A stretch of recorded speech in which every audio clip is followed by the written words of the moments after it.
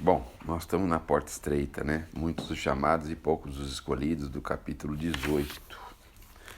Fiquei curioso para saber o que é setentrião. Setentrião é uma região norte. Vieram do norte, Oriente, Ocidente do setentrião. Eu ia perguntar se são os pontos cardeais. São os pontos do época? norte.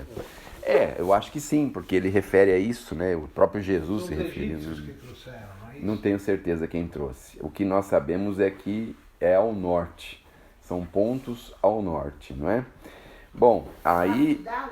Não, é região. É região. A senhora mora na zona leste, eu moro na zona norte. Entendeu?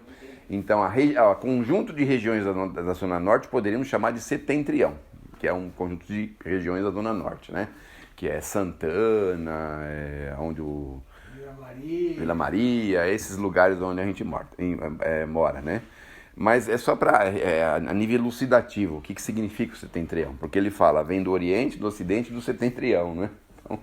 Então Oriente e Ocidente, né? Eu não sei se ele está se referindo.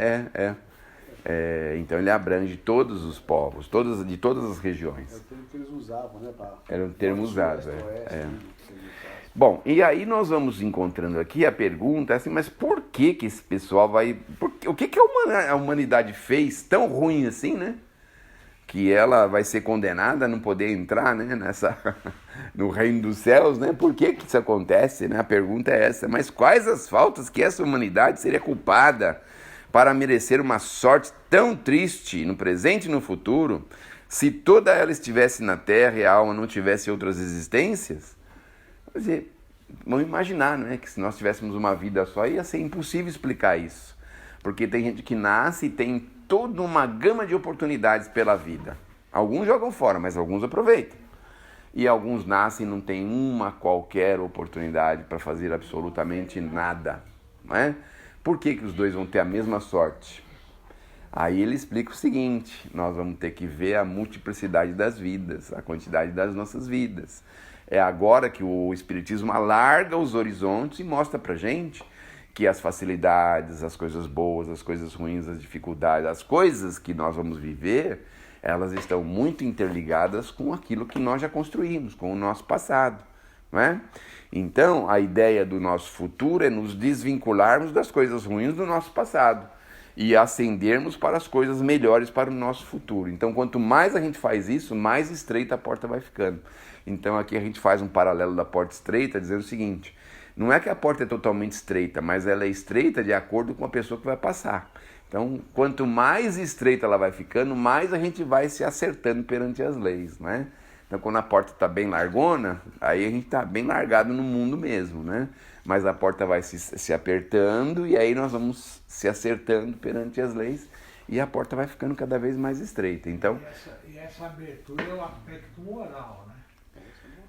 nós estamos falando... Nada a ver com o físico. Não, o aspecto moral, obviamente, porque é o aspecto físico, apesar de estar um tanto quanto relacionado com o nosso aspecto moral, né? Está um tanto quanto relacionado, porque a gente sabe, né, que nós somos o produto de tudo que nós já fizemos. Nós somos a construção do nosso passado. Nosso corpo físico é a construção do nosso passado. Se a gente não entender isso, por que eu tive um corpo assim e o outro teve assim? Por que eu tive deformidade e o outro não teve? Porque nós temos uma construção no passado, não é? Bom, aí nós vamos estreitando a porta. Então, para alguns, a porta é estreita a um ponto, diz assim, mas por que para ele a vida é tão difícil? Porque a porta está estreitando. Ele está crescendo, está evoluindo. O que está com a porta muito larga, às vezes nem pensou em resolver nada moralmente, né? Nem pensou em realizar nada.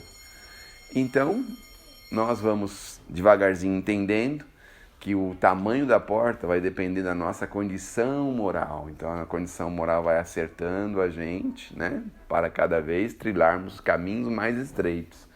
E caminhos mais estreitos no sentido não forçado. Não é assim, a pessoa é forçada a andar por esse caminho. A pessoa vai percebendo que andar por esse caminho é muito melhor do que andar pelo caminho largo. E o que significa isso? A gente que já tem um pouquinho de consciência, a gente sabe hoje que é melhor trabalhar do que viver a vida fácil, não é? A gente que já viveu antigamente já sabe hoje que é melhor a gente se sacrificar do que exigir sacrifício dos outros. Hoje a gente já tem noção muito clara que é muito melhor a gente se esmerar em cuidar da nossa família, dos nossos filhos, das pessoas do nosso convívio, do que se largar no mundo.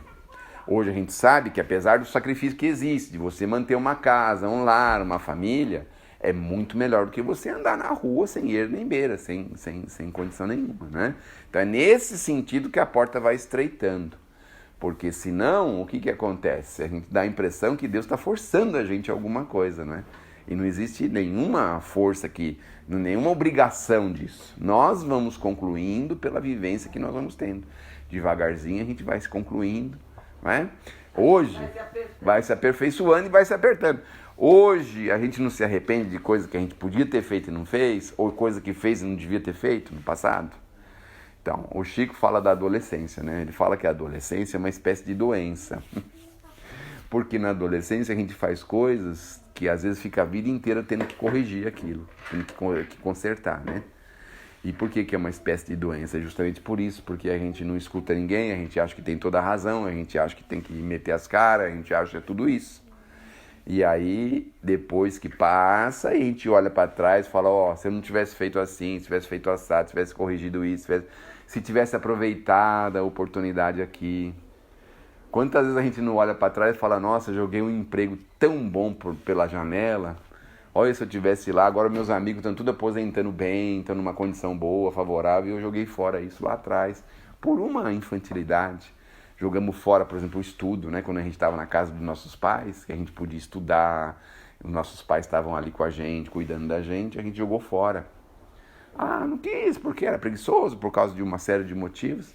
E aí quando chega lá na frente, a gente pensa, puxa vida, o tempo que eu podia ter estudado direitinho, sem prejuízo para ninguém, porque estava lá o pai, na casa do pai, da mãe, não tinha compromisso com família, não tinha compromisso com dinheiro, não tinha compromisso com nada, só tinha o compromisso de aprender e de estudar. E a gente joga fora. Então essas coisas é que vai tornando a porta estreita ou larga. Mas aí vem a reencarnação. Na reencarnação, a gente já tem construção. Se a gente tiver prudência, a gente vai continuar construindo. Então, eu tenho uma coisa para estudar, não sei porquê. Eu vejo meus amigos tudo escapando da escola, mas eu sinto que eu não posso largar. Eu estou aqui nesse trabalho, todo mundo já arrumou um outro trabalho e eu continuo aqui, eu sinto que eu tenho que continuar firme aqui. E aí a pessoa já tem uma construção e vai devagarzinho, não é? Entendendo que é com sacrifício, com trabalho, com merecimento que ela vai avançando na senda. E aí a porta vai ficando cada vez mais estreita, né? Quando ele fala que a porta é estreita, mas é justamente para aqueles que têm merecimento, né?